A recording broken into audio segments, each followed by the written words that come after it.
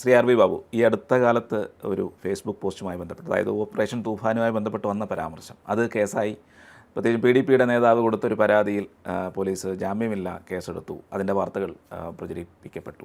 പക്ഷേ ഈ ഒരു വിഷയവുമായി ബന്ധപ്പെട്ട് നേരത്തെ തന്നെ നമ്മൾക്ക് വാർത്ത കൊടുത്തതാണ്. ശ്രീ KT ജലീൽ നടത്തിയ പരാമർശം അത് കൃത്യമായിട്ട് അന്ന് വാർത്ത കൊടുത്തതാണ്. അപ്പോൾ അതിലും വലുതായിട്ടൊന്നും ആർ വി ബാബു പറഞ്ഞിട്ടില്ല, പക്ഷേ കേസെടുത്തു. അത് നമ്മുടെ കേരളത്തിൻ്റെ ഇപ്പോഴത്തെ രാഷ്ട്രീയ സാഹചര്യമാണ് അതിന് വഴിതെളിക്കുന്നത്. ഇപ്പോൾ ഈ വിഷയം എന്താണ്? എന്തോ സമുദായങ്ങൾ തമ്മിൽ സ്പർദ്ധയുണ്ടാക്കുന്നു, വലിയ കുറ്റം ചെയ്ത പോലെയാണ് കേസിൻ്റെ വകുപ്പുകളൊക്കെ, ജാമ്യമില്ലാത്ത വകുപ്പുകളൊക്കെ ചേർത്തിട്ട് കേസെടുത്തിരിക്കുന്നത്. എന്താണ് യഥാർത്ഥത്തിൽ ഞാൻ പറഞ്ഞത്? ജെഫ്രി മുത്തുക്കോയെ തങ്ങളെ സമീപിച്ചിട്ട് അദ്ദേഹത്തെ കൂട്ടുപിടിച്ച്, അല്ലെങ്കിൽ അദ്ദേഹത്തിൻ്റെ സഹായത്തോടു കൂടിയിട്ട് തൂഫാൻ പ്രചരണം, നല്ല കാര്യം, നമ്മളതിനെ പ്രോത്സാഹിപ്പിക്കുന്നു. കാരണം കേരളത്തിലെമ്പാടും വളരെ വലിയൊരു വിപത്താണ് മയക്കുമരുന്ന് തുടങ്ങിയിട്ടുള്ള കാര്യം. അപ്പോൾ അതിനെ പ്രതിരോധിക്കാൻ തക്ക രീതിയിൽ ഒരു സമുദായ നേതാവ് ജെഫ്രി മുത്തുക്കോയെ തങ്ങളെപ്പോലെ സമസ്തയുടെ സമുന്നതനായ ഒരു നേതാവിനെ മുന്നിൽ നിർത്തിക്കൊണ്ട് ഈ ഒരു പ്രചരണം സംഘടിപ്പിക്കുന്ന കാര്യത്തെ നമ്മൾ സ്വാഗതാർഹമാണ്, അതിൽ സംശയമൊന്നുമില്ല. ഞാനതിനെ സർക്കാസ്റ്റിക്കായിട്ട് ഒന്ന് പ്രയോഗിച്ചതെന്ന് വെച്ചാൽ, കേരളത്തിലെ ഈ മയക്കുമരുന്ന് തുടങ്ങിയിട്ടുള്ള അതിൻ്റെ വിപണനം, അതിൻ്റെ വാഹകർ എന്നുള്ള പ്രവർത്തനത്തിൽ കൂടുതലായിട്ട് ഇടപഴകുന്നത്, അതിൽ ഇടപെട്ടുകൊണ്ടിരിക്കുന്നത് മുസ്ലിം സമുദായത്തിലെ ആളുകളാണ് എന്ന് നേരത്തെ സൂചിപ്പിച്ച പോലെ KT ജലീൽ പ്രഖ്യാപിക്കുകയുണ്ടായിരുന്നു. അദ്ദേഹം വളരെ ശക്തമായിട്ട് പറയുകയും ചെയ്തു. അതായത് ഇത് മദ്രസ വിദ്യാഭ്യാസം കിട്ടിയിട്ടും മതബോധമുള്ള മുസ്ലിം സമുദായത്തിലെ യുവാക്കളാണ് ഇതിൽ ഏറ്റവും കൂടുതൽ ഇടപെടുന്നത്. ഹിന്ദുക്കൾക്ക് ഒരു മതവിദ്യാഭ്യാസവും കിട്ടുന്നില്ല. അപ്പോൾ ഹിന്ദുക്കളെക്കാൾ കൂടുതൽ ഈ രംഗത്ത് ഇത് ചെയ്തുകൊണ്ടിരിക്കുന്നത് മുസ്ലിം യുവാക്കളാണ്, മുസ്ലിം സമുദായത്തിൽപ്പെട്ടവരാണ് എന്ന ശക്തമായൊരു വിമർശനം KT ജലീൽ ഉയർത്തിയിരുന്നു.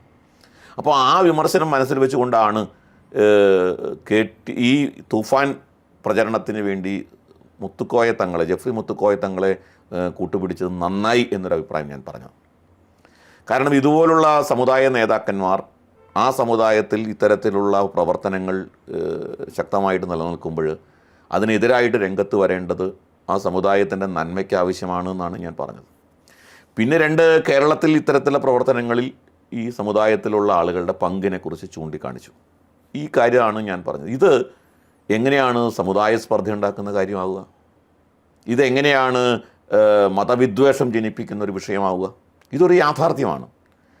സർക്കാർ തന്നെ വെളിപ്പെടുത്തിയ കണക്കുണ്ട്. മുഖ്യമന്ത്രി പിണറായി വിജയൻ മുഖ്യമന്ത്രിയായിരിക്കുന്ന സമയത്ത്, ഇപ്പോഴത്തെ പ്രതിപക്ഷ നേതാവ് പിണറായി വിജയൻ മുഖ്യമന്ത്രി ആയിരിക്കുന്ന സമയത്ത് അദ്ദേഹം നക്കോട്ടിക് ജിഹാദിൻ്റെ ഒരു ഇഷ്യൂ കേരളത്തിലെമ്പാടും വലിയ ചർച്ചയായി. മുസ്ലിം സമുദായത്തിനെതിരായിട്ടാണ് അത് പ്രയോഗിക്കുന്നത് എന്നുള്ള ഒരു വലിയ തോതിലുള്ള പ്രചരണം ഉണ്ടായി. മുഖ്യമന്ത്രി തന്നെ നേരിട്ട് വന്ന് അദ്ദേഹം അതിൻ്റെ കണക്കുകൾ വെളിപ്പെടുത്തി. കേരളത്തിൽ അറസ്റ്റ് ചെയ്യപ്പെട്ട ആളുകൾ, അറസ്റ്റ് ചെയ്ത ഈ മയക്കുമരുന്ന് വകുപ്പുകൾ ചേർത്തിക്കൊണ്ട് ചാർജ് ചെയ്ത കേസുകൾ, ആ കേസുകൾ എത്രയുണ്ട്? അപ്പോൾ അദ്ദേഹം പറഞ്ഞു 5400-ലേറെ പ്രതികളുണ്ട് മൊത്തത്തിൽ. ആ 2500-600 കേസുകൾ അതിൽ ചാർജ് ചെയ്തിട്ടുണ്ട്, 5400-ഓളം പ്രതികളുണ്ട് എന്ന് പറഞ്ഞിട്ട് അദ്ദേഹം പറഞ്ഞു. അതിൽ 34% ആളുകൾ മുസ്ലിം സമുദായത്തിൽപ്പെട്ടവരാണ്.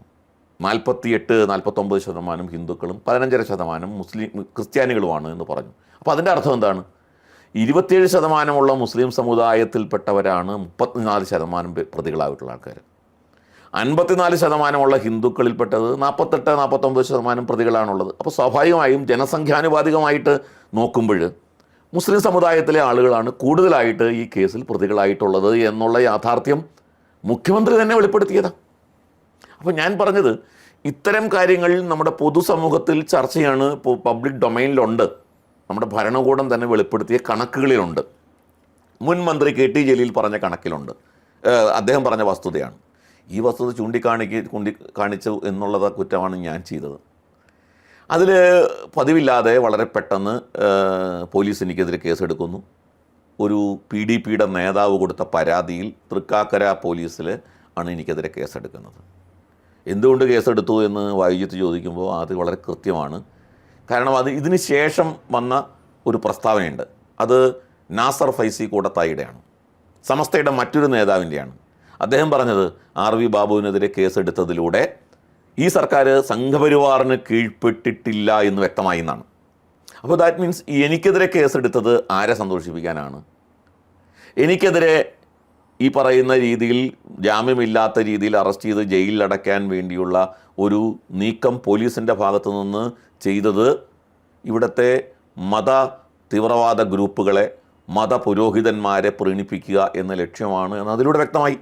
അപ്പോൾ ആരുടെ കയ്യടി നേടാനാണ്, ആരെ സന്തോഷിപ്പിക്കാനാണ് ഇപ്പോൾ ഈ കേസെടുത്തത് എന്നുള്ളത് നാസർ ഫൈസി കൂടത്തായിയുടെ ഒറ്റ പ്രസ്താവന കൊണ്ട് തന്നെ വ്യക്തമായി കഴിഞ്ഞു. അപ്പോൾ കാര്യം ക്ലിയറാണ്. ഞാൻ ഇതിനെ വളരെ സോഫ്റ്റായിട്ടുള്ള മറ്റൊരു വിമർശനമാണ് നടത്തിയതെങ്കിൽ പോലും എനിക്കെതിരെ കേസെടുക്കും. കാരണം ഈ സർക്കാരിന് ഇവിടുത്തെ ഒരു സംഘടിത മതവിഭാഗത്തെ പ്രീണിപ്പിച്ചേ മതിയാകൂ, സന്തോഷിപ്പിച്ചേ മതിയാകൂ. കാരണം അവരുടെ ഉൽപ്പന്നമാണ് ഈ സർക്കാരിലെ മുഖ്യമന്ത്രി. അവരുടെ ആവശ്യപ്രകാരമുണ്ടായ ഒരാളാണ് ഇവിടുത്തെ മുഖ്യമന്ത്രി.